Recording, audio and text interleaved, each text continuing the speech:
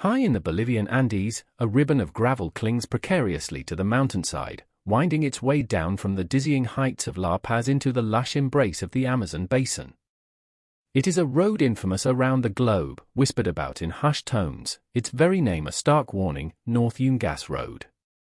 But for many, it is simply known as El Camino de la Muerte, the Death Road.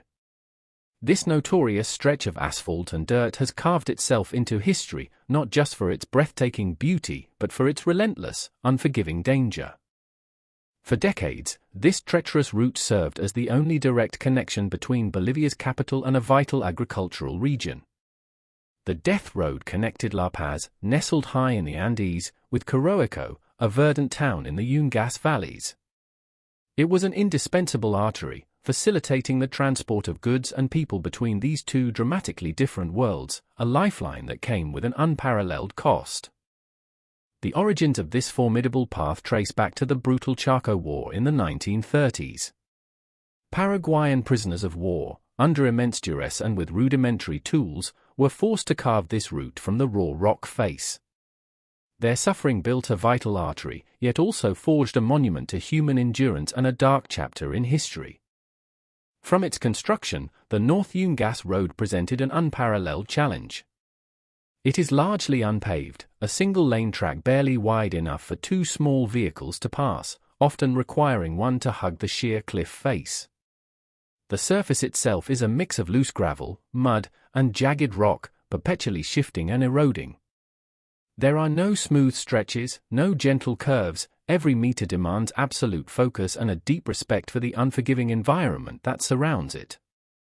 Perhaps the most terrifying aspect of the Death Road is its staggering verticality.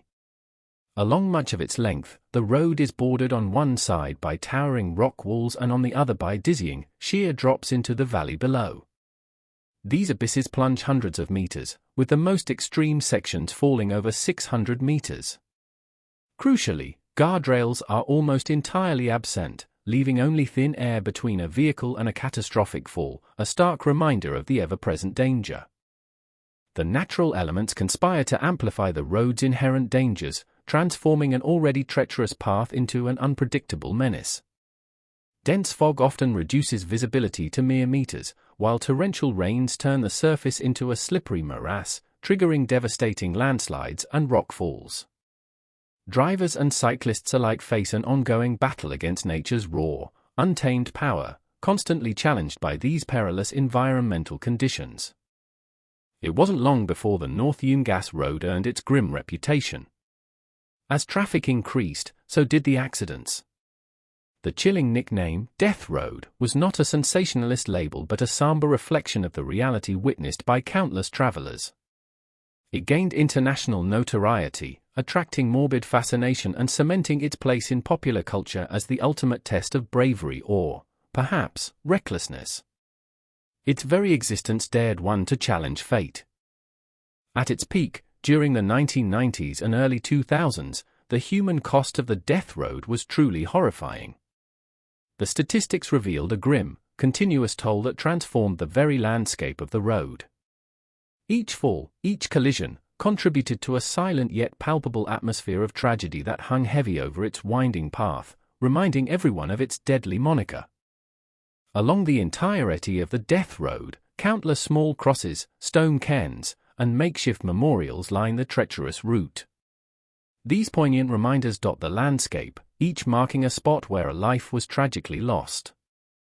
They stand as sobering warnings to those who still dare to traverse its path, a testament to the immense human cost extracted by this unforgiving stretch of mountain track. The journey along the Death Road is a descent through dramatic climatic zones. Beginning at altitudes exceeding 4,650 meters, near La Paz, it plunges steeply to just 1,200 meters in Coroico. This rapid change in elevation creates its own set of challenges, from thin, cold mountain air to thick, humid jungle heat, affecting both vehicle performance and driver alertness. The diverse scenery is stunning, but the environmental shifts are relentless. To navigate its perilous single lane, a unique, counterintuitive traffic rule was adopted. Unlike most of Bolivia, where drivers keep to the right, On the death road, descending vehicles were required to drive on the left. This seemingly strange rule had a practical purpose. It allowed the driver of the descending vehicle to have a better view of their outer wheel and the cliff edge, minimizing the risk of an accidental plunge. Ascending vehicles, hugging the safer mountainside, had the right of way. For many years, despite its inherent dangers, the North Yungas Road served as an indispensable economic artery for the region. It facilitated the movement of crucial goods from the fertile Yungas valleys to the bustling markets of La Paz. Buses packed with passengers, and trucks laden with cargo, bravely plied this route daily, making it a critical, albeit terrifying, link in Bolivia's economic infrastructure. The persistent fatalities and the growing need for a reliable transport link ultimately led to a monumental infrastructure project. Construction began on a new, safer highway in the 1990s, designed to bypass the most perilous sections of the old death road. This ambitious undertaking aimed to create a paved, multi-lane route with guardrails and tunnels, offering a stark contrast to the original, deadly track. It promised a future of dramatically reduced risk for travelers. The long-awaited new highway, a symbol of progress and safety, finally opened to traffic. This monumental event marked a profound turning point for the North Yungas Road. Almost immediately, the vast majority of commercial vehicles, buses, and passenger cars abandoned the old, perilous route for the efficiency of the modern alternative. The deadly traffic that once defined the death road largely vanished, ushering in a new era. With commercial traffic diverted, the old death road found an unexpected new lease on life. It transitioned from a necessary evil to a thrilling adventure destination. Its formidable reputation, once a deterrent, now became its main draw. Thrill-seekers from around the world began flocking to Bolivia, eager to experience the legendary route, not in a bus or truck, but on the seat of a mountain bike, seeking an adrenaline rush amidst the stunning, dangerous scenery. Today, mountain biking is the predominant activity on the death road. Guided tours take hundreds of adventurers down its winding path each week. Cyclists navigate the same narrow sections, steep descents, and cliff-edge turns that once challenged heavy vehicles. The exhilarating descent, combined with breathtaking views of cloud forests and distant mountains, offers an unparalleled experience. It's a true test of endurance, skill, and nerve, a communion with raw nature.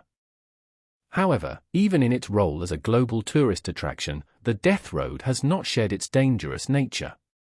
The sheer cliffs, the complete absence of guardrails, and the unpredictable weather conditions remain unchanged.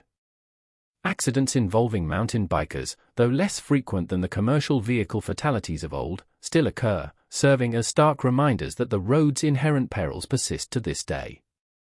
Its nickname is a living warning. The North Yungas Road, Bolivia's infamous death road, stands as a testament to human resilience and engineering, born from conflict and matured through necessity. It embodies a complex history of isolation, danger, and transformation. From a critical, deadly lifeline to a global adventure hotspot, its legacy is deeply etched into the Andean landscape, a permanent reminder of a time when the stakes were extraordinarily high, and every journey was a dance with destiny.